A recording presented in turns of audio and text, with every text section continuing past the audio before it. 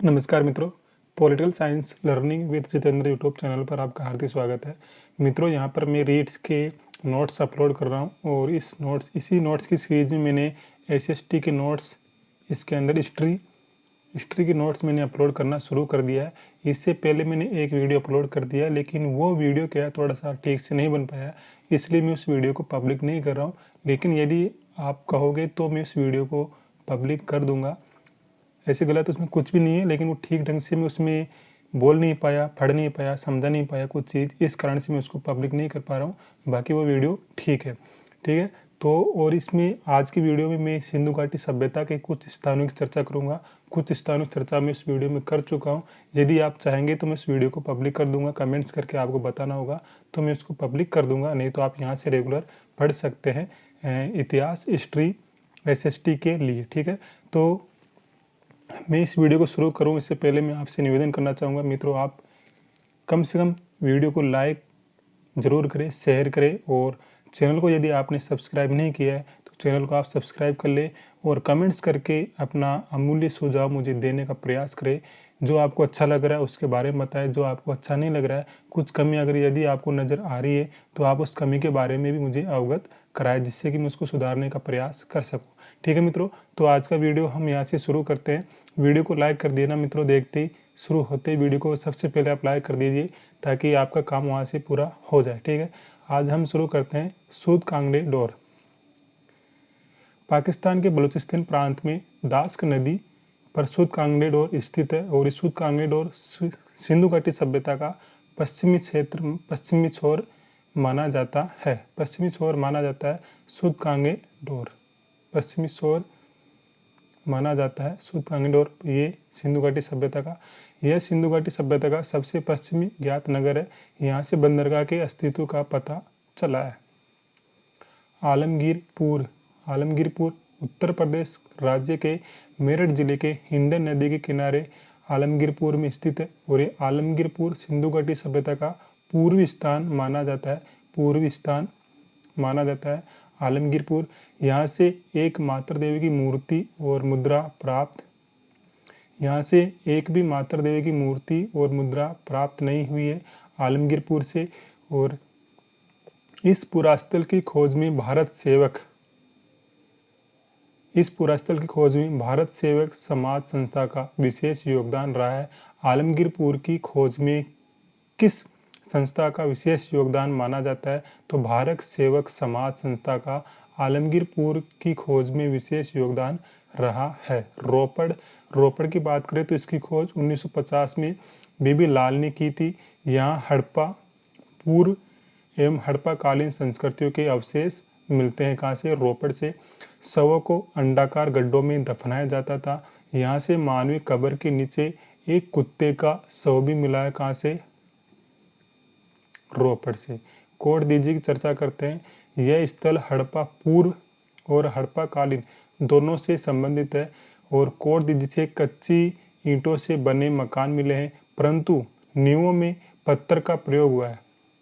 मकान कच्ची ईंटों से बने थे ऊपर, लेकिन मकान की जो नींव थी वो पत्थरों से बनी हुई थी कोट दीजी के अंदर।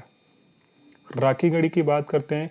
राखी गढ़ी यह हरियाणा राज्य के जिंद जिले में स्थित है और राखीगढ़ की खोज प्रोफेसर सूरज भान और आचार्य भगवान देव ने की थी।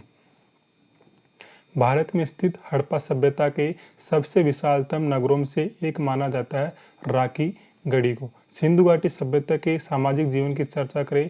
सामाजिक जीवन कैसा था सिंधु घाटी सभ्यता का?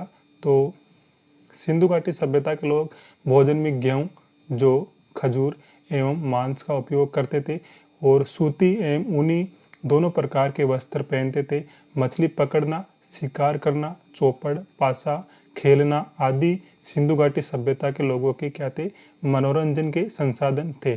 समाज की इकाई परंपरागत तौर पर परिवार था। सिंधु घाटी सभ्यता के लोग साज सज्जा पर भी विशेष ध्यान देते थे। खुदाई में स्त्री एवं पुरुष दोनों के आभूषण प्राप्त हुए हैं और सिंधु घाटी सभ्यता के लोग शाकाहारी एवं मांसाहारी दोनों प्रकार के भोजन करते थे। शाकाहारी भी थे और मांसाहारी भी थे। सिंधु सभ्यता के लोग शांति प्रिय थे। युद्ध का कोई भी साक्ष्य हमको सिंधु सभ्यता से प्राप्त नहीं होता है। संभवतः उन्हें तलवार का ज्ञान नहीं था। कोई युद्ध ही नहीं हुआ तो तलवार की उनको क्या आवश्यकता पड़ेगी, इसलिए उनको तलवार का भी ज्ञान नहीं था। सिंधु घाटी सभ्यता की धार्मिक मान्यताएं देखते हैं। धार्मिक मान्यताएं इस सभ्यता में अर्थात सिंधु घाटी सभ्यता में कहीं से भी मंदिर के अवशेष नहीं मिलते हैं। लिंग पूजा के पर्याप्त प्रमाण जिन्हें बाद में शिव के साथ जोड़ा गया है। पत्थर की कई योनि आकृतियां भी प्राप्त हुई है जिनकी पूजा प्रजनन शक्ति के रूप में की जाती थी। सिंधु घाटी सभ्यता के लोग पशुओं की भी पूजा करते थे और वृक्ष के रूप में सिंधु घाटी सभ्यता के लोग पीपल के वृक्ष की पूजा करते थे। अग्नि पूजा के प्रचलन के प्रमाण भी हमको सिंधु घाटी सभ्यता से देखने को मिलते हैं।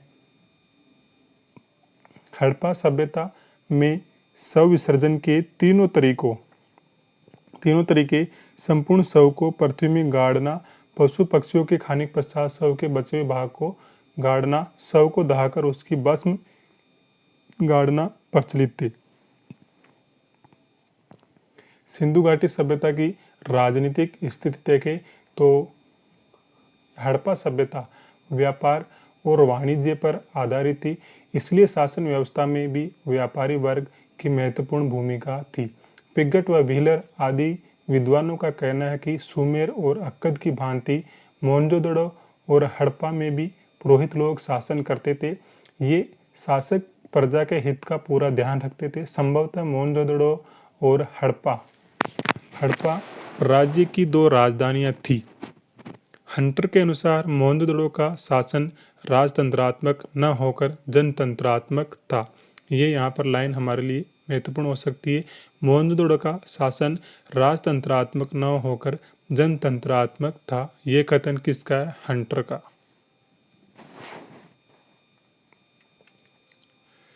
आर्थिक जीवन की चर्चा करें तो पुरातात्विक साक्ष्यों से ये अनुमान लगाया गया है कि सिंधु सभ्यता के लोग हल या कुदाल से खेती नहीं करते थे।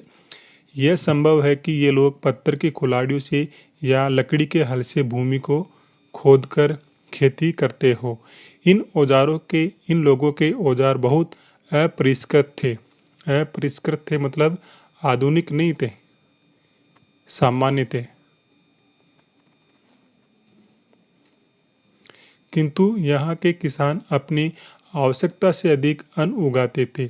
अतिरिक्त अन्न का उपयोग व्यापार और वाणिज्य में होता था। सिंधु घाटी के लोग खेती के अतिरिक्त बहुत से उद्योग जानते थे। ये लोग कपास उगाना और काटना भली प्रकार जानते थे, यानी कि इनको कपास का भी ज्ञान था। यह संभव है कि कपास और सूती के कपड़ों का निर्यात किया जाता था। ये अनेक प्रकार के मिट्टी के बर्तन बनाते और कपड़े को रंगते थे। सिंधु घाटी सभ्यता के लोग अपनी वस्तुएं मिस्र भी भेजते थे। यहाँ से कुछ मन के हाथी दांत का निर्यात किया जाता था। मेसोपोटामिया के एक ग्रंथ से पता चलता है कि अक्कद साम्राज्य के समय में मेलुआ यानी कि सिंधु घाटी सभ्यता से आबनूस, तांबे, सोने, लालमणि और हाथी दांत का निर्यात होता था। यहाँ के लोग बाटों का भी उपयोग करते थे। कुछ बाट घन के आकार के और कुछ गोल नुकीले हैं। उनकी तौल में 1, 2, 4, 8, 16, 32, 64 का अनुपात है। सबसे अधिक 16 इकाई का बाट प्रयोग में आता था। सिंधु घाटी सभ्यता कालीन कृषि की बात करें, कृषि की क्या व्यवस्था थी, तो हड़प्पा संस्कृति की मुख्य फसलें गेहूँ जो थी। या हड़प्पा का मतलब सिंधु घाटी ले सकते हैं अपन। इसी को सिंधु घाटी बोलते हैं, इसी को सिंधु सभ्यता बोलते हैं और इसी को हड़प्पा बोलते हैं। तो हड़प्पा लिखा हुआ आ रहा है और मैं सिंधु घाटी सभ्यता बोल रहा हूँ, तो इसको लेकर आपको कंफ्यूज नहीं होना है।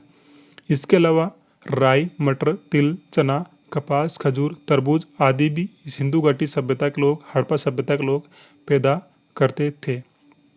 चावल के उत्पादन का प्रमाण हमको लोथल और रंगपुर से प्राप्त होते हैं। चावल के उत्पादन का प्रमाण हमको लोथल और रंगपुर से प्राप्त होते हैं। सिंधु घाटी सभ्यता के अंदर पशुपालन कैसा था? हड़प्पा सभ्यता में पाले जाने वाले मुख्य पशु थे बैल, भेड़, बकरी, भैंस, सूअर आदि, हाथी, कुएं, कुत्ते, गधे आदि। हड़प्पा निवासियों को कुबड़ वाला सांड विशेष प्रिय था। कुबड़ वाला सांड हड़प्पा वासियों को विशेष प्रिय था। ऊंट, गेंडा, मछली, कछुए का चित्रण हड़प्पा संस्कृति की मुद्राओं पर हुआ है। हड़प्पा संस्कृति में घोड़े के अतिरिक्त हड़प्पा संस्कृति में घोड़े के अस्तित्व पर विवाद है। कुछ विद्वान मानते हैं कि हड़प्पा संस्कृति के लोग घोड़े से परिचित थे और कुछ विद्वानों का मानना है कि हड़प्पा संस्कृति के लोग घोड़े से अपरिचित थे। कालीबंगा से ऊंट की हड्डियां भी हमको प्राप्त होती है। सिंधु घाटी सभ्यता के अंदर शिल्प और उद्योग धंधे कैसे थे? धातुकर्मी तांबे के साथ टिन मिलाकर कांसा तैयार करते थे। मोहनजोदड़ो से बनी हुई सूती कपड़े का एक टुकड़ा तथा कालीबंगा में मिट्टी के बर्तन पर सूती कपड़े की छाप मिली है। सिंधु घाटी सभ्यता के लोगों को लोहे की जानकारी नहीं थी। सिंधु घाटी सभ्यता के लोगों को लोहे की जानकारी नहीं थी। कांसे की मूर्ति का निर्माण द्रवी या मोम विधि से हुआ है। मोहनजोदड़ो एवं हड़प्पा से प्राप्त मरण मूर्तियों में पुरुषों की तुलना में नारी मरण मूर्तियाँ अधिक है। मरण मूर्तियाँ मतलब मिट्टी से बनी हुई मूर्तियाँ।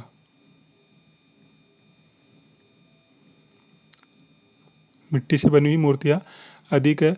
हड़प्पा संस्कृति में पशु मूर्तियाँ मानव मूर्तियों से अधिक संख्या में पाई गई है। पशु मूर्तियाँ मानव मूर्तियों की संख्या से अधिक पाई गई है। और हड़प्पा में कुबड़ वाले बैलों की मूर्तियाँ सर्वाधिक संख्या में मिली है, क्योंकि हमने ऊपर पढ़ा है कि हड़प्पा वासी कुबड़ वाले सांड से अधिक प्रेम करते थे, वो उनको अधिक प्रिय था। मन का उद्योग का केंद्र लोथल एवं चनूदड़ो था। हमने ऊपर पढ़ा है लोथल और चनूदड़ो दोनों एक औद्योगिक नगर थे और यहाँ से मन के बनाने के कारखाने के साक्ष्य हमको प्राप्त होते हैं।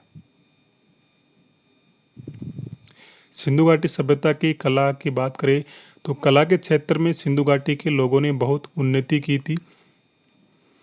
वे बर्तनों पर सुंदर चित्र बनाते थे। मनुष्य और पशुओं के चित्र बड़ी संख्या में मिलते हैं। मोहरों पर पशुओं के चित्र बने हैं और उनसे इन लोगों की कलात्मक अभिरुचि प्रकट होती है। ये चित्र बैल, हाथी, चीता, भारतसिंघा, घड़ियाल, गेंडा आदि पशुओं के हैं। और हड़प्पा में 2 मनुष्यों की मूर्तियाँ मिली है, जिनसे प्रकट होता है कि ये लोग मनुष्य की मूर्तियों को बनाने में बहुत कुशल थे, निपुण थे।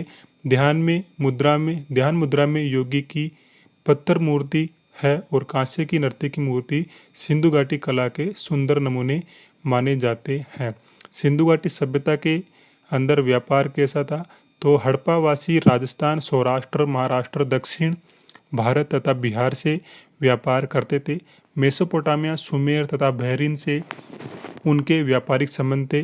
सिंधु घाटी सभ्यता के लोगों के मेसोपोटामिया, सुमेर, बहरीन से व्यापारिक संबंध थे। 2350 ईसा पूर्व के मेसोपोटामियाई अभिलेखों में मेलुआ के साथ व्यापारिक संबंध होने के उल्लेख मिलते हैं। मापतोल की बात करते हैं तो मोहनजोदड़ो से सिक्का तथा लोथल से एक हाथी दांत का पैमाना प्राप्त हुआ है। तोल की एक श्रृंखला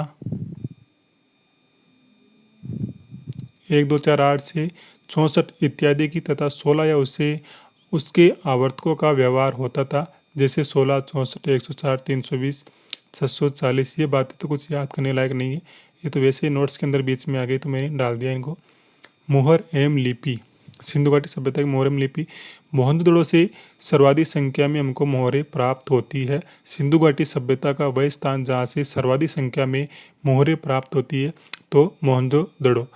प्राप्त मोहरों में सर्वाधिक शैलखड़ी की बनी हुई, शैलखड़ी मतलब चीनी मिट्टी की बनी हुई है। चीनी मिट्टी की बनी हुई है। मोहरों पर एक श्रृंगी पशु की सर्वाधिक आकृति मिली है और लोथल और देसलपुर से तांबे की मोहरें भी मिली है। हड़प्पा लिपि वर्णात्मक नहीं बल्कि मुख्यतः भाव चित्रात्मक है। वर्णात्मक न होकर भाव चित्रात्मक है हड़प्पा लिपि। ये इंपॉर्टेंट करके ध्यान में रखना है कि सिंधु घाटी सभ्यता या फिर हड़प्पा की लिपि कैसी थी, भाव चित्रात्मक या लिपि वर्णात्मक। तो हमको ध्यान में रखना है यहाँ की लिपि भाव चित्रात्मक थी। इस लिपि की लिखावट सामान्यतः दाएं से बाएं ओर होती है। हम ऐसे लिखते हैं और ये ऐसे लिखते थे। हड़प्पा लिपि को पढ़ने में अभी तक सफलता नहीं मिली है, यानी कि कोई भी हड़प्पा लिपि को अब तक पढ़ नहीं पाया है। सिंधु सभ्यता की लिपि भाव चित्रात्मक थी। इस लिपि की पहली लाइन दाएं से बाएं तथा दूसरी लाइन बाएं से दाएं लिखी जाती है। और इसी लिपि के अन्य नाम है सर्पिलाकार लिपि, गोमूत्राक्षर लिपि या फिर ब्रष्टोफेदन या फेदस या फेदम लिपि। सिंधु घाटी सभ्यता की लिपि को सर्वप्रथम पढ़ने का प्रयास वेडेन महोदय ने किया था। इस लिपि को पढ़ने का प्रयास करने वाले प्रथम भारतीय व्यक्ति नटवर झा थे, परंतु पढ़ने में असफल रहे। सर्वप्रथम सिंधु घाटी सभ्यता की लिपि को पढ़ने का प्रयास किया था वेडेन महोदय ने।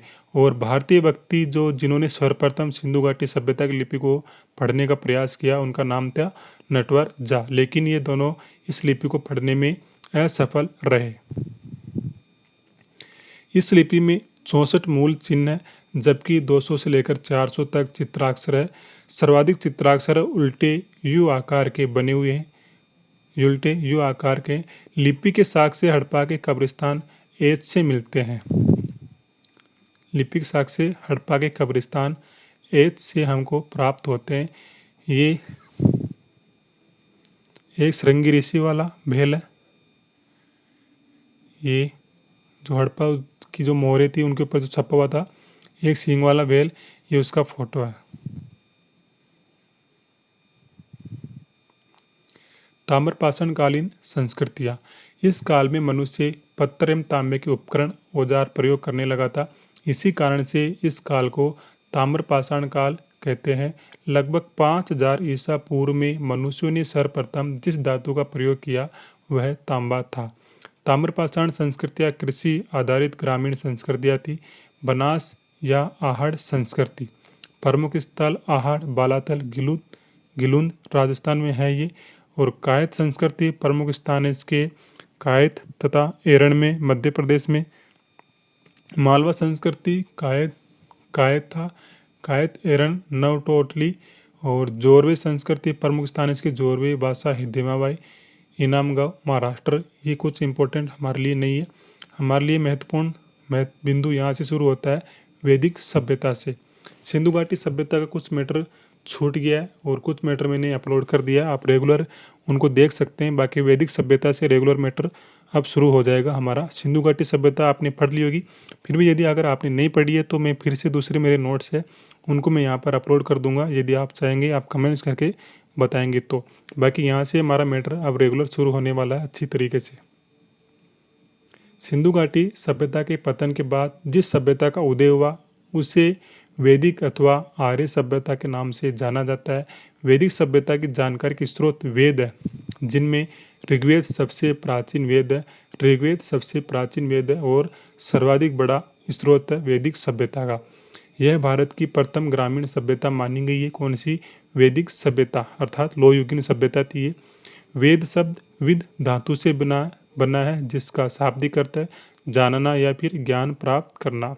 वेदों में इस सभ्यता के अर्थात वैदिक सभ्यता के संस्थापकों को आर्य कहा गया है। आर्य कौन है? आर्य संस्कृत भाषा का शब्द जो अरि प्लस ये से मिलकर बना है। आर्य का शाब्दिक अर्थ है सुसंस्कृत या उच्च कुल में उत्पन्न होने वाला व्यक्ति। आर्य नोर्डिक शाखा की सफेद उपजाति संबंधित मानव समूह है। आर्य नोर्डिक शाखा की सफेद उपजाति संबंधित मानव समूह है। आर्य किस देश के मूल निवासी थे? यह इतिहासकारों में एक विवाद का विषय है। अलग अलग इतिहासकार अलग अलग मत देते हैं कि आर्य यहाँ के मूल निवासी थे, आर्य यहाँ के मूल निवासी थे। कोई भी इतिहासकार अभी किसी भी मत के लिए सभी इतिहासकार एक रूप नहीं हो पाए। सभी इतिहासकारों के अलग अलग विचार आते हैं आर्यों के मूल निवास स्थान को लेकर। इसी तरह से यहाँ पर देखते हैं किसने क्या माना है कि आर्यों का मूल निवास स्थान क्या था। जैसे बाल गंगाधर तिलक ने माना है, बाल गंगाधर तिलक ने माना है कि आर्य उत्तरी ध्रुव से आए थे, अर्थात इनका मूल निवास उत्तरी ध्रुव था। दयानंद सरस्वती ने माना है कि आर्य तिब्बत से आए थे। और जो जर्मनी विद्वान है मैक्स मुलर, इनका मानना है कि आर्य मध्य एशिया से आए थे। और सबसे प्रमाणित मत भी यही माना जाता है कि आर्य मध्य एशिया से भारत में आए थे। और ये मानना किसका है? मैक्स मुलर का। इसी प्रकार से गंगानाथ झा ने माना है कि आर्यों का मूल निवास स्थान ब्रह्म ऋषि प्रदेश था। अवनी अविनाश चंद्र ने माना है कि सप्त सिंधु प्रदेश था। और राजबली पांडे के अनुसार आर्यों का मूल निवास स्थान मध्य प्रदेश बताया गया है। गाइल्स ने माना है कि हंगरी या डेन्यूब नदी घाटी आर्यों का मूल निवास स्थान था। वैदिक काल का समय है 1500 ईस्वी पूर्व से लेकर 600 ईस्वी पूर्व। और वैदिक काल को दो भागों में यहाँ पर बांटा गया है। ऋग्वैदिक युग 1500 ईसा से लेकर 1000 ईसा पूर्व तक, और उत्तर वैदिक काल 1000 से 600 ईसा पूर्व तक। वैदिक साहित्य की हम बात करें यहाँ पर, तो वैदिक काल में संपूर्ण जानकारी वैदिक साहित्य से प्राप्त होती है। वेद किसे कहा जाता है? वेद शब्द विद धातु गह प्रत्यय से बना है, जिसका शाब्दिक अर्थ होता है ज्ञान राशि या फिर ज्ञान का भंडार। वेदों के रचनाकार कौन है? तो वेदों को अपौरुषीय माना गया है, अर्थात वेदों को किसी पुरुष विशेष की कृति नहीं माना गया है। अर्थात वेदों की रचना किसी पुरुष विशेष के द्वारा नहीं की गई है। वेदों को देवीय ज्ञान का अंश माना गया है। और इनका संकलन, इनको लिखने का कार्य किया था महर्षि कृष्ण द्वैपायन वेद व्यास जी ने। अर्थात जैसे हम बोलते हैं कि वेदों को लिखने का कार्य किसने किया? तो वेद व्यास जी को हम मानते हैं। ये वेद व्यास जी का पूरा नाम है। वेद के 4 प्रकार बताए गए: ऋग्वेद, यजुर्वेद, सामवेद और अथर्ववेद। इनमें सबसे प्राचीन वेद कौन सा है? ऋग्वेद। यजुर्वेद, सामवेद, अथर्ववेद ये उत्तर वैदिक काल की रचना है। ऋग्वेद की रचना हुई थी वैदिक काल में, और इन तीनों की रचना हुई थी उत्तर वैदिक काल में।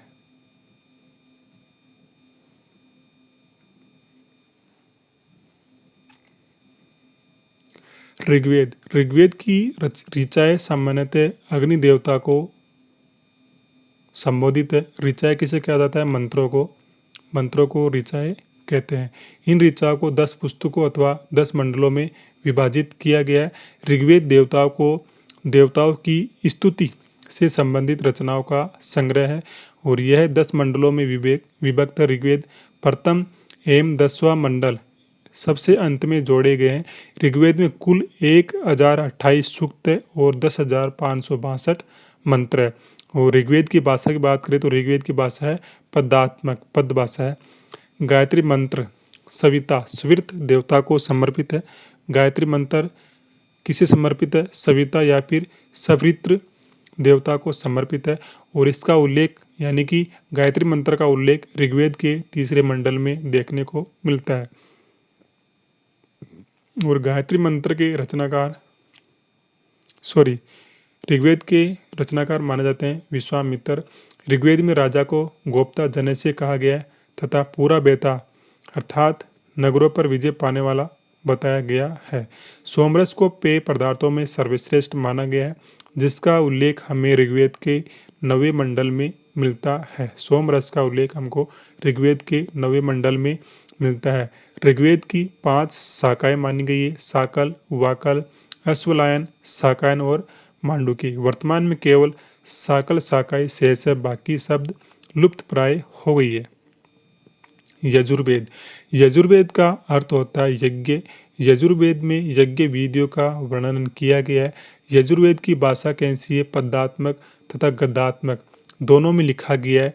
या फिर हम ऐसे बोल सकते हैं कि यजुर्वेद चंपू शैली में लिखा गया है। जो साहित्य गद्य और पद दोनों में लिखा जाता है उसको हम चंपू शैली कहते हैं।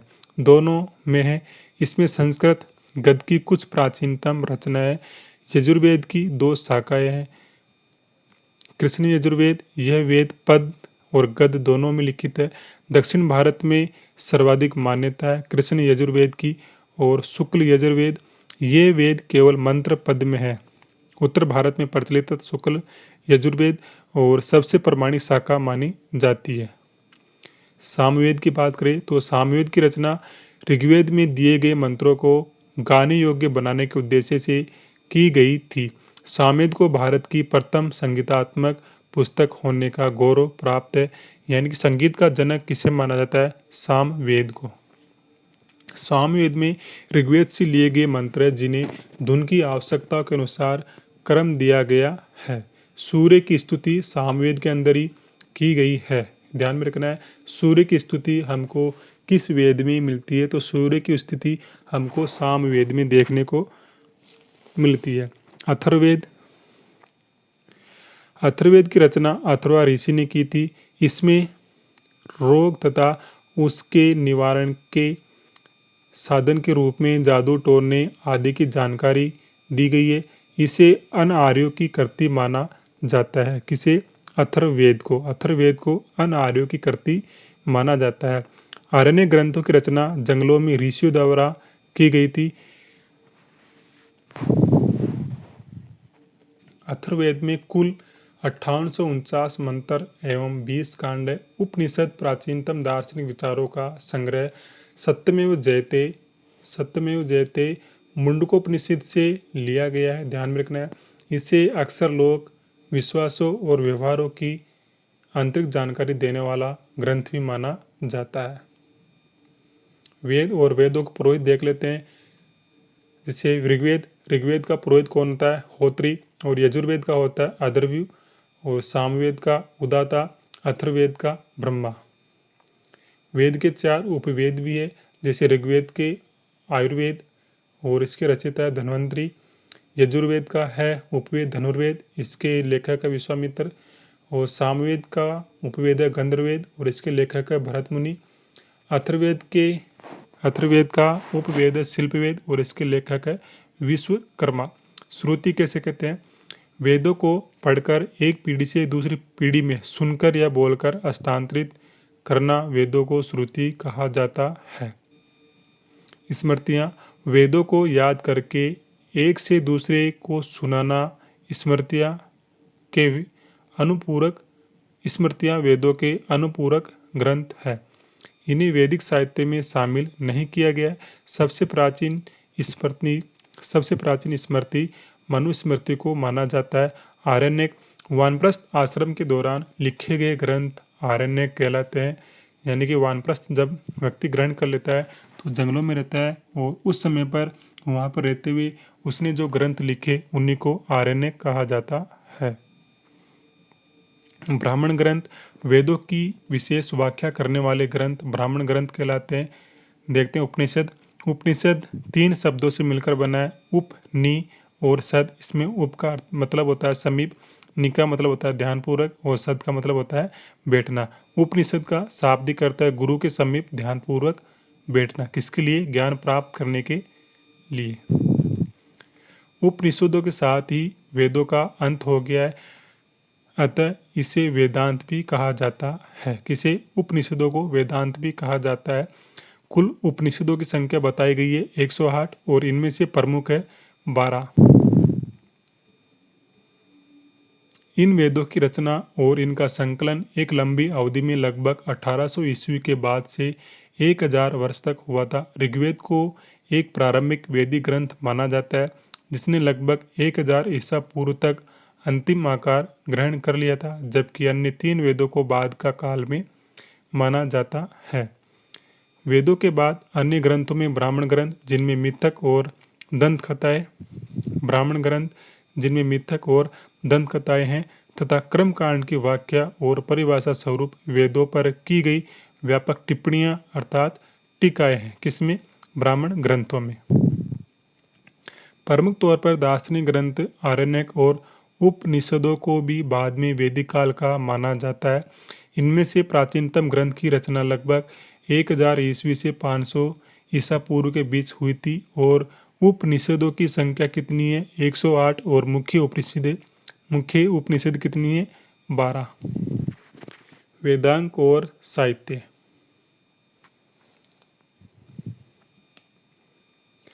वेदांगों की संख्या 6 है। कौन कौन सी है? शिक्षा, व्याकरण, कल्प, निरुक्त, छंद, ज्योतिष। ये वेदांग का शिक्षा, व्याकरण, कल्प, निरुक्त, छंद और ज्योतिष।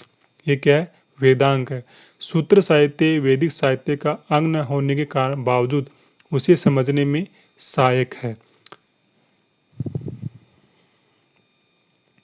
तीसरी श्रेणी साहित्य की है जिसे वेदांग अर्थात वेदों का अंग कहा जाता है। इनमें उच्चारण, ध्वनि, विज्ञान, व्याकरण, शब्द व्युत्पत्ति विज्ञान, ज्योतिष संबंधित ग्रंथों के अतिरिक्त विशद कल्प सूत्र भी है, जिसके 4 उप विभाजन है, जैसे स्रोत सूत्र। इसमें आश्वमेध और राजसूय जैसे यज्ञों का वर्णन मिलता है स्रोत सूत्र के अंदर। गुहा सूत्र, इनमें अंतिम संस्कार सहित घरेलू कर्म कांडों के नियम दिए गए हैं। और धर्म सूत्र, इसमें सामाजिक नियम दिए गए हैं। शूल सूत्र, रेखा गणित के सिद्धांत दिए गए हैं। ठीक है, अब देखते हैं हम यहाँ पर ऋग्वेदिक काल।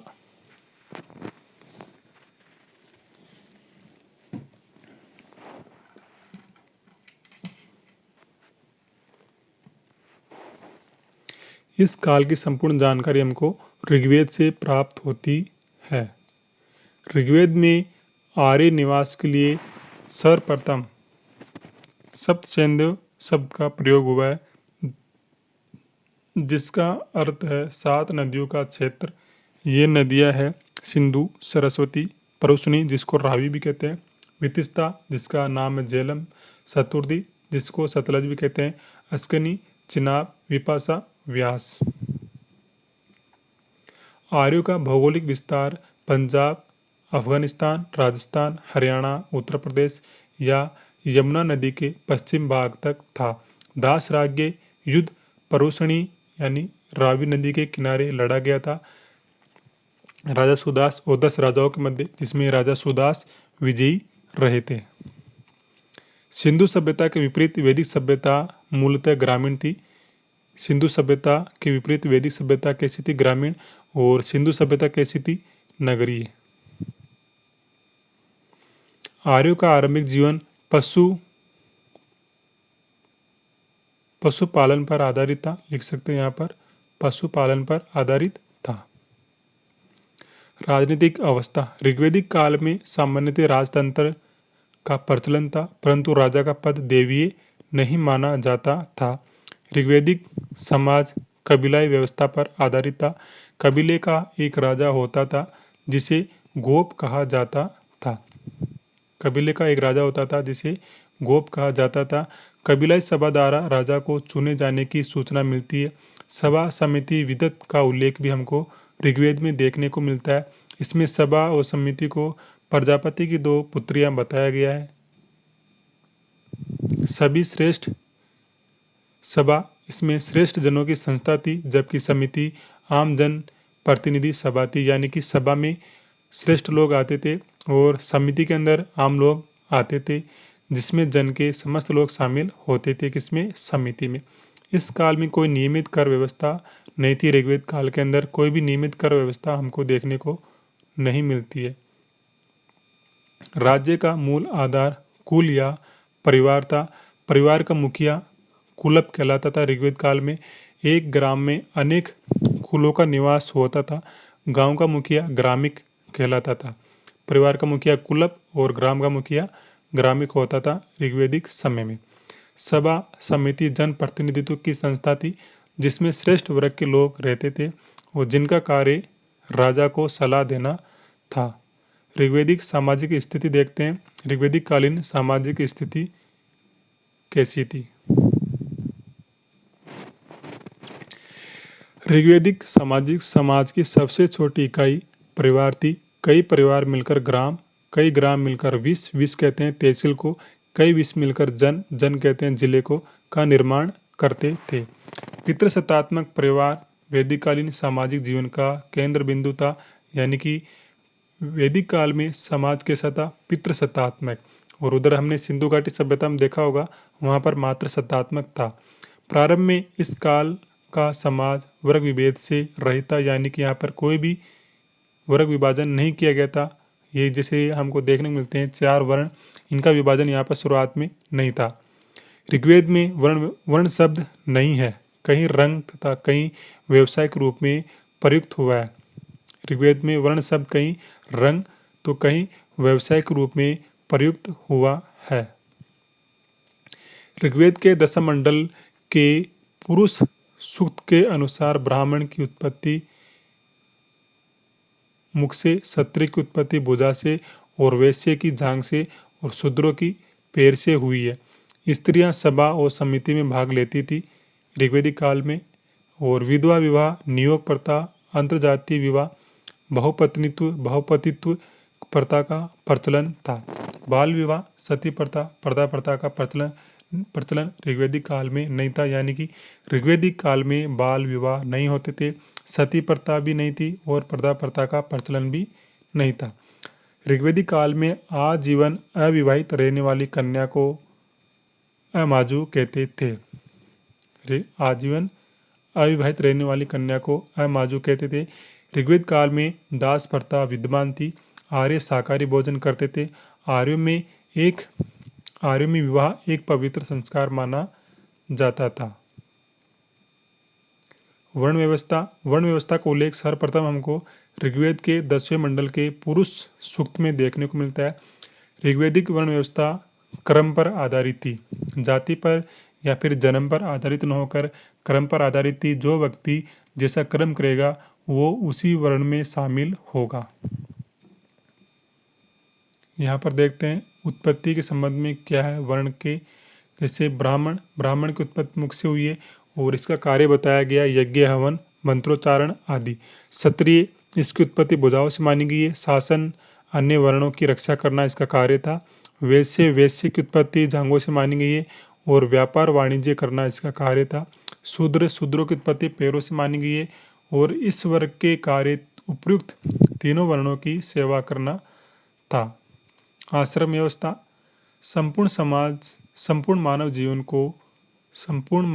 को 100 वर्ष का मानते हुए इसे 4 बराबर भागों में विभाजित किया गया है।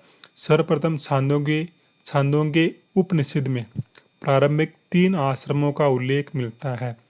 छांदोग्य उपनिषद में हमको 3 ही आश्रमों का उल्लेख मिलता है, परंतु इन चारों आश्रमों का उल्लेख हमको जाबलोपनिषद में मिलता है।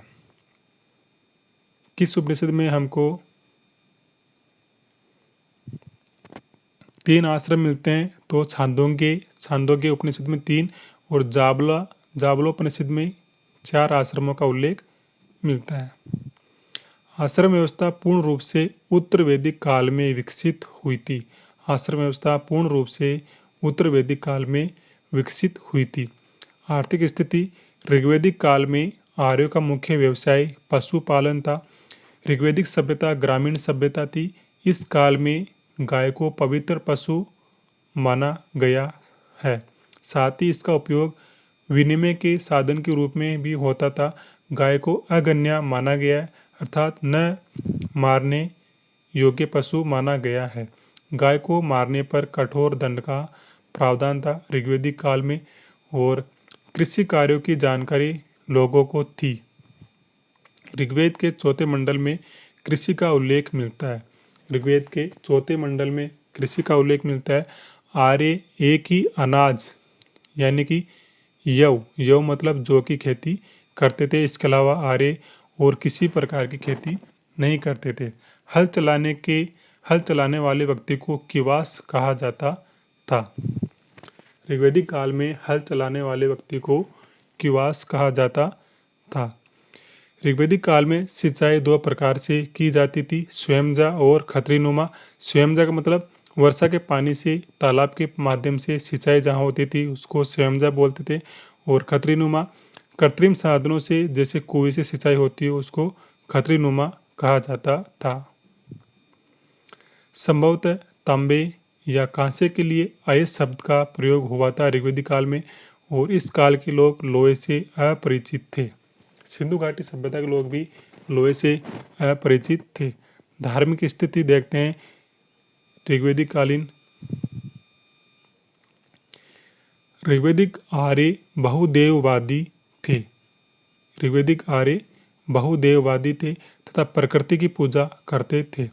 सर्वप्रथम ध्वंस पृथ्वी एवं ध्वंस की पूजा प्रारंभ की। तीसरे पूजक देवता के रूप में वरुण की पूजा की।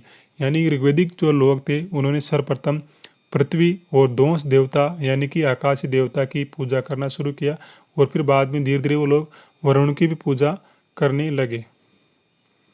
वरुण इसे संपूर्ण जल निधि का स्वामी व असुर देवता बताया गया है। इंद्र ऋग्वेदिक काल के सबसे लोकप्रिय देवता माने जाते हैं।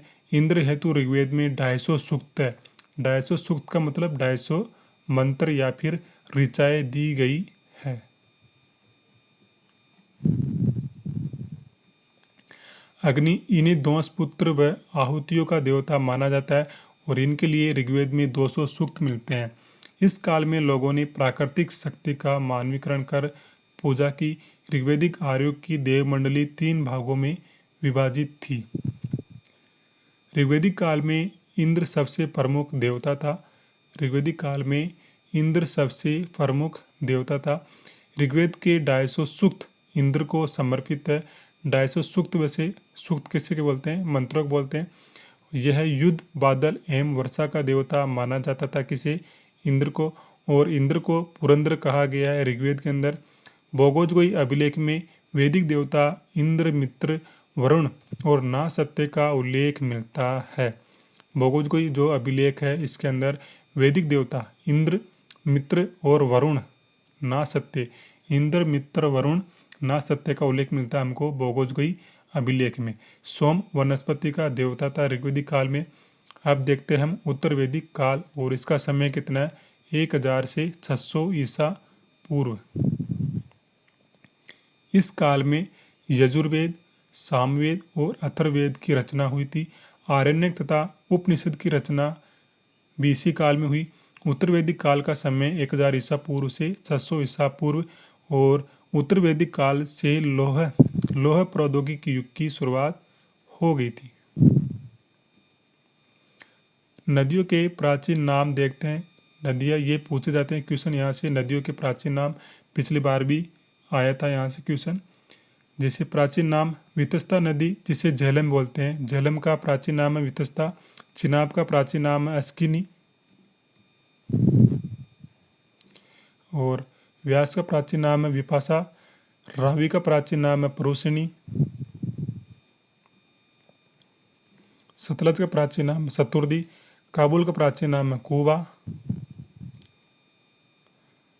और कुर्रम का प्राचीन नाम है कुबू। गोमल का प्राचीन नाम है गोमती। घग्गर रक्सी या चितंग नदी का प्राचीन नाम है दुरस दती। सतपथ ब्राह्मण में रेवा नर्मदा और गंडक नदियों का उल्लेख मिलता है। सतपथ ब्राह्मण ग्रंथ में रेवा जिसे नर्मदा नदी बोलते हैं गंडक नदियों का उल्लेख मिलता है। साथ ही इसका केंद्र पंजाब से बढ़कर गंगा यमुना 2 आप तक हो गया था। 2 आप किसे बोलते हैं? 2 नदियों के बीच के क्षेत्र को 2 आप कहा जाता है। ये नदी है, ये नदी है और ये जो क्षेत्र इसको हम 2 आप कहते हैं। उत्तर वैदिक कालीन राजनीतिक स्थिति। कई कबीलों ने मिलकर राष्ट्रों या जनपदों का निर्माण किया। इस काल में यानी कि उत्तर वैदिक काल में कबीले मिलकर क्षेत्रीय राजाओं के रूप में उभरने लगे थे। राष्ट्र शब्द जो प्रदेश का सूचक है पहली बार इसी काल में देखने को मिलता है। राष्ट्र शब्द जो प्रदेश का सूचक है पहली बार हमको उत्तर वैदिक काल में देखने को मिलता है। उत्तर वैदिक काल में शासन तंत्र का आधार राजतंत्र था। उत्तर वैदिक काल में शासन तंत्र का आधार राजतंत्र था यानी कि राजतंत्रात्मक व्यवस्था थी। इस काल में राजा का पद वंशानुगत हो गया था। किस काल में राजा का पद वंशानुगत हो गया था? उत्तर वैदिक काल में राजा को देवताओं के प्रतिनिधि के रूप में पूजा जाता था, जबकि ऋग्वेदिक काल में ऐसा नहीं था। ऋग्वेदिक काल में राजा वंशानुगत नहीं होता था, वहाँ पर प्रजातंत्रात्मक शासन व्यवस्था थी। प्रशासनिक तंत्र को सुव्यवस्थित करने हेतु राजा ने एक तंत्र स्थापित किया जिसमें राजा के रथकार से लेकर पटरानी तक के लोग शामिल थे और इन्हें रत्नीन कहा गया था। क्षेत्रीय राजाओं के उदय होने से अब राजन शब्द का प्रयोग किसी क्षेत्र विशेष के प्रधान के लिए किए जाने लगा। राजा का मुख्य कार्य क्या था उस समय पर? सैनिक और न्याय करना, सैनिक व्यवस्था करना और न्याय संबंधी कार्य करना राजा के कार्य थे। छोटे राजाओं को उत्तर वैदिक काल में राजक कहा गया है। अब यहाँ पर जो रत्नीन देखते हैं, रत्नीन का नाम और रत्नीन का कार्य। जैसे राजा रत्नीन में शामिल था, ये सर्वोच्च प्रशासक होता था। पुरोहित राजा का प्रमुख सलाहकार होता था, जिसे कर मुक्ति प्राप्त होती थी। महिषी राजा की सबसे प्रिय रानी को महिषी कहा गया है, अर्थात पटरानी को। युवराज राजा का उत्तराधिकारी होता था। सूत राजा का रथवान सारथी, युद्ध के समय राजा का उत्साहवर्धन करने वाला सूत कहलाता था वहाँ पर रत्नीन में। और सेनानी राजा का प्रमुख सेनापति होता था। संग्रहिता कोषाध्यक्ष होता था। अक्षवा पाशक विभाग का अध्यक्ष। पालागल राजा का मित्र या विदूषक। गोविकीर्तन गाय विभाग का प्रमुख अध्यक्ष होता था गोविकीर्तन। और भागदूत ग्रह कर संग्रह करता। छत्री राजप्रसाद का रक्षक। ये रत्नीन में शामिल लोग और उनके कार्य इसमें दिए गए हैं। सामाजिक स्थिति। उत्तर वैदिक काल में सामाजिक स्थिति कैसी थी? संयुक्त एवं पितृसत्तात्मक परिवार की प्रथा इस काल में बनी रही। समाज वर्ण व्यवस्था पर आधारित था तथा वर्ण अब जाति का रूप लेने लगा था। वर्णों का आधार कर्म पर आधारित न होकर जन्म पर आधारित हो गया था उत्तर वैदिक काल में। और व्यवसाय भी आनुवांशिक होने लगे थे। ब्राह्मण क्षत्रिय वैश्य तीनों वर्णों को द्विज कहा जाता था। ब्राह्मण क्षत्रिय वैश्य तीनों द्विज में शामिल थे। ऐत्रेय ब्राह्मण में चारों वर्णों के कर्तव्यों का वर्णन मिलता है। ऐत्रेय ब्राह्मण में चारों वर्णों के कर्तव्यों का उल्लेख देखने को मिलता है। और इस काल में केवल वैश्य ही कर चुकाते थे। उत्तर वैदिक काल में टैक्स देने का अधिकार या फिर टैक्स देने की ड्यूटी सिर्फ वैश्य लोगों की थी। क्रम में सबसे निचला वर्ण शूद्र था, जिसका कार्य अन्य तीनों वर्णों की सेवा करना था। उत्तर वैदिक काल में नारियों की स्थिति ऋग्वैदिक काल की अपेक्षा गिर गई थी। ऋग्वैदिक काल में तो स्त्रियों की अच्छी स्थिति थी, उनको पूरा मान सम्मान मिलता था, जबकि उत्तर वैदिक काल में आते आते नारियों की स्थिति में गिरावट आ गई थी। स्त्रियां सभा और समिति जैसी राजनीतिक संस्थाओं में भाग नहीं ले सकती थी। कब? उत्तर वैदिक काल में, जबकि वैदिक काल में ये सारी व्यवस्थाएं वहाँ पर थी, परंतु उनके अधिकार सीमित हो गए थे। शतपथ ब्राह्मण में कुछ विदुषी मतलब महान महिलाओं का उल्लेख भी मिलता है, जैसे मैत्री, गार्गी, लोपामुद्रा, वेदवती, कसकृत्सिनी आदि स्त्रियों से इस काल में संपत्ति का अधिकार छीन लिया गया था। उत्तर वैदिक काल में स्त्रियों से संपत्ति का अधिकार छीन लिया गया था। और बृहदारण्यक उपनिषद में जनक की सभा में गार्गी और याज्ञवल्क्य के बीच वाद विवाद का उल्लेख करता है। 4 आश्रमों की व्यवस्था की जानकारी जावलो उपनिषद में मिलती है। और छांदोग्य उपनिषद में सिर्फ 3 ही आश्रमों की व्यवस्था हमको देखने को मिलती है। यह आश्रम ब्रह्मचर्य आश्रम, गृहस्थ आश्रम, वानप्रस्थ आश्रम और संन्यास आश्रम थे। मनुस्मृति में विवाह के 8 प्रकारों का उल्लेख किया गया है। वो सबसे प्राचीन स्मृति भी मानी जाती है मनुस्मृति। ब्रह्म विवाह, कन्या के वयस्क होने पर उसके माता पिता द्वारा योग्य वर खोजकर उससे अपनी कन्या का विवाह कर देना ब्रह्म विवाह कहलाता है। आर्ष विवाह, कन्या के पिता द्वारा यज्ञ कार्य हेतु 1 अथवा 2 गायों के बदले में अपनी कन्या का विवाह करना आर्ष विवाह कहलाता है। देव विवाह, यज्ञ करने वाले पुरोहित के साथ में कन्या का विवाह कर देना देव विवाह कहलाता है। गंधर्व विवाह, कन्या तथा पुरुष प्रेम अथवा कामुकता के वशीभूत होकर विवाह करते थे, उसको गंधर्व विवाह कहा जाता है। आसुर विवाह, कन्या के पिता द्वारा धन के बदले कन्या का विक्रय कर देना आसुर विवाह कहलाता है। प्रजापति विवाह, वर स्वयं कन्या के पिता से कन्या मांगकर विवाह करता है, उसे प्रजापति विवाह कहा जाता है। राक्षस विवाह, बलपूर्वक कन्या को छीनकर उससे विवाह करना राक्षस विवाह कहलाता है। पिशाच विवाह सोई हुई अथवा विक्षिप्त कन्या के साथ सहवास करना, विवाह करना पिशाच विवाह कहलाता है। विक्षिप्त का मतलब जो मानसिक रूप से ठीक नहीं हो या फिर पागल हो या फिर मानसिक रूप से परिपक्व नहीं हो, उसके साथ में सहवास करना क्या कहलाता है? पिशाच विवाह। स्मृतिकारों ने संस्कारों की संख्या 16 बताई है। 16 संस्कार बताएं। 16 संस्कार कौन कौन से हैं? गर्भाधान, पुंसवन, सीमांतोनयन, जातकर्म, नामकरण, निष्क्रमण, अन्नप्रशान और चूड़ाकर्म। करणभेद, विद्यारंभ, उपनयन, वेदारंभ, केशांत अथवा गोदान, समावर्तन, विवाह और अंत्येष्टि, ये 16 संस्कार बताए गए हैं। उत्तर वैदिक कालीन आर्थिक स्थिति की बात करते हैं। कृषि तथा विभिन्न शिल्पों के विकास के कारण जीवन स्थायी हो गया था। उत्तर वैदिक काल में हालांकि पशुपालन अभी भी व्यापक पैमाने पर होता था, परंतु अब खेती उनका मुख्य धंधा बन गया था। उत्तर वैदिक काल में अथर्ववेद के अनुसार पृथुवेनु ने सर्वप्रथम हल और कृषि को जन्म दिया। लोह का उपयोग पहले शस्त्र निर्माण, बाद में कृषि यंत्रों के निर्माण में भी होने लगा। शतपथ ब्राह्मण में कृषि की 4 क्रियाओं जुताई, बुवाई, कटाई, मड़ाई का उल्लेख मिलता है। गाय, भेल, घोड़ा, हाथी, भैंस, बकरी, गधा, ऊंट, सुअर आदि मुख्य पशु थे। उत्तर वैदिक काल में कपास का उल्लेख नहीं मिलता है। उत्तर वैदिक काल में इसकी जगह ऊन शब्द का उल्लेख कई बार आया है, लेकिन कपास का उल्लेख यहाँ पर नहीं मिलता है। आर्य लोग तांबे के अतिरिक्त सोना, चांदी, सीसा, टिन, पीतल, रांगा आदि धातु से परिचित हो चुके थे। व्यावसायिक संगठन के लिए ऐत्रेय ब्राह्मण में श्रेष्ठी और वाजस्ययनी संहिता में गण एवं गणपति शब्द का उल्लेख हुआ है। मुख्यतः वस्तु विनिमय प्रणाली प्रचलित थी। वस्तु विनिमय का मतलब होता है मुझे जिस चीज़ की आवश्यकता है वो चीज़ मैं आपसे ले लूँगा और आपको जिस चीज़ की आवश्यकता है आप वो चीज़ मुझसे ले लेंगे। इसको बोलते हैं वस्तु विनिमय। वस्तु के बदले वस्तु प्राप्त करना। विनिमय मतलब आदान प्रदान। किसका? वस्तुओं का। धार्मिक स्थिति।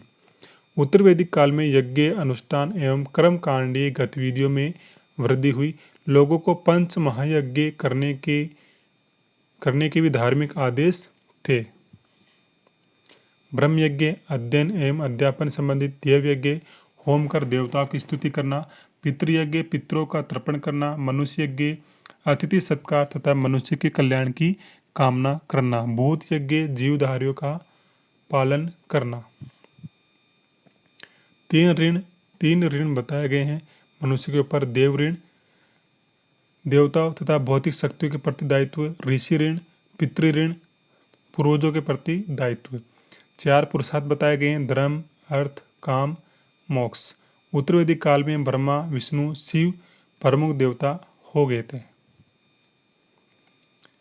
इंद्र, अग्नि, वरुण, अन्य ऋग्वैदिक देवताओं का महत्व कम हो गया था। उत्तर वैदिक काल के अंतिम दौर में यज्ञ, पशु बलि तथा कर्मकांड के प्रति तीव्र प्रतिक्रिया हुई। बृहदारण्यक उपनिषद में पहली बार पुनर्जन्म के सिद्धांत को मान्यता दी गई है। बृहदारण्यक में पहली बार पुनर्जन्म की व्यवस्था की गई है, यानी कि ऐसा माना गया है कि मनुष्य का पुनर्जन्म होता है। किस उपनिषद में? बृहदारण्यक उपनिषद में। उत्तर वैदिक काल में कई दर्शनों का उद्भव हुआ, जैसे देखते हैं प्रमुख दर्शन और उनके प्रवर्तक। न्याय के प्रवर्तक कौन थे? गौतम। योग दर्शन के पतंजलि, सांख्य दर्शन के कपिल मुनि, ठीक है। और 6ठी शताब्दी, ठीक है मित्रों। तो आज की क्लास को यहीं पर हम समाप्त करते हैं। नेक्स्ट वीडियो में बहुत जल्दी अपलोड करने का प्रयास करूंगा। आपको जैसे ये वीडियो प्राप्त होता है आप इस वीडियो को पूरा देखें, सुने, समझे और इसको लाइक करें, कमेंट्स करें, अधिक से अधिक शेयर करें ताकि उन लोगों तक ये पहुंच सके जिनको अभी इनकी आवश्यकता है। रीट का एग्ज़ाम जहाँ तक संभव है 25 अप्रैल को नहीं होने की संभावना है, लेकिन फिर भी हम 25 अप्रैल मानकर चल सकते हैं। सरकार के मूड का कोई भरोसा नहीं है, करवा भी ले नहीं भी करवाए, लेकिन 25 अप्रैल को लेकर अभी सस्पेंस बना हुआ है। लेकिन इस विषय पर कोई कुछ नहीं कह सकता। अभी जब तक सरकारी कोई भी सूचना नहीं आ जाती है तब तक हम 25 अप्रैल को मानकर ही तैयारी करते रहे, वही हमारे लिए बेस्ट होगा। ठीक है, तो मिलेंगे हम नेक्स्ट वीडियो में एक नई जानकारी साथ में। तब तक के लिए जय हिंद, जय भारत, जय संविधान।